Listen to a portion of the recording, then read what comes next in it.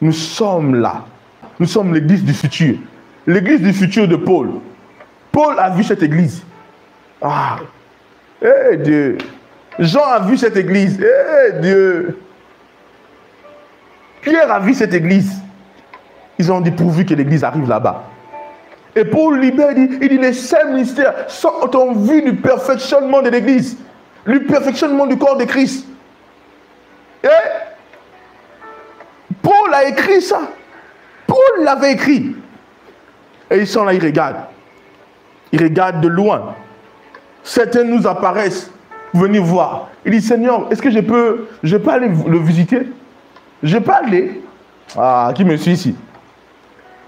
C'est la vérité, frères et sœurs. Regardez, le Seigneur vient en mission et le Seigneur voit Moïse et qui? Et Élie qui apparaissent. Parce que tout simplement, il y avait une mission en rapport avec la loi et les prophètes.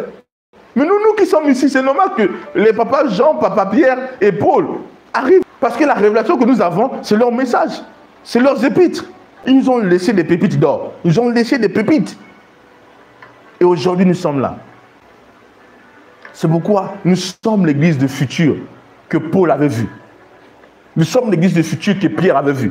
Nous sommes l'église de futur que Jean avait vue. Le Seigneur attendait l'église là. C'est pourquoi je peux entendre la voix du Seigneur me dire, fils, l'arbre a produit des fruits. L'arbre atteint la maturité. Et c'est le temps de moissonner ses fruits. C'est le temps de moissonner les fruits. L'arbre était mature. L'arbre a atteint l'état de maturité. Et les fruits sont en train d'être produits.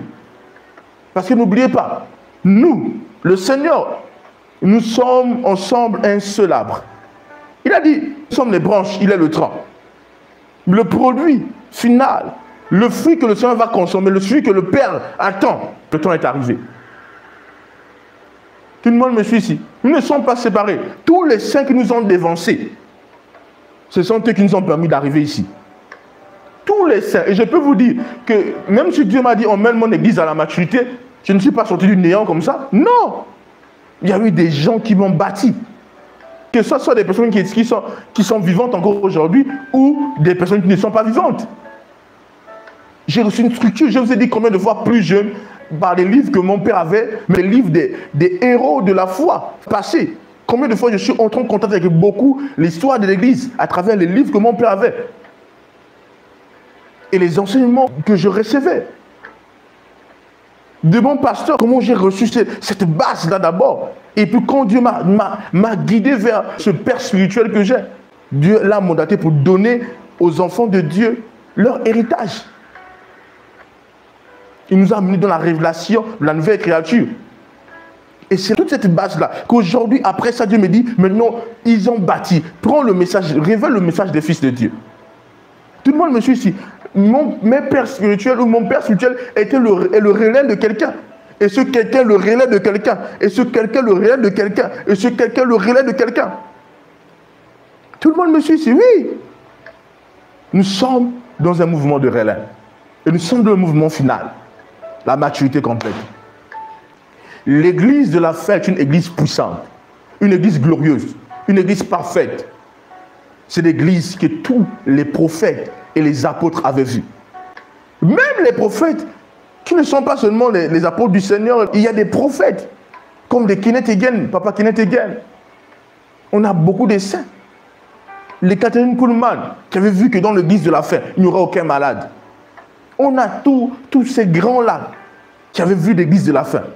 Et il y a même des grands que certains ne savent pas que c'était des grands de l'église, comme des gens comme William Branham, qui étaient des prophètes authentiques de Dieu, que certains dans la fin ont tordu leurs enseignements, mais des prophètes authentiques de Dieu. Tous ces gens précédents-là, ce sont des personnes que Dieu a fortement utilisées pour emmener l'église où l'église est. On a encore des géants qui sont encore vivants même aujourd'hui, qui ont transporté l'église dans une autre révélation. Des gens comme Papa Benny Hinn, comme Pasteur Christo Yakilome. Tout le monde me suit ici. Qui ont emmené l'église à un autre niveau. Et aujourd'hui, nous sommes là. Nous sommes le fruit d'un investissement. Un investissement de tous ces grands.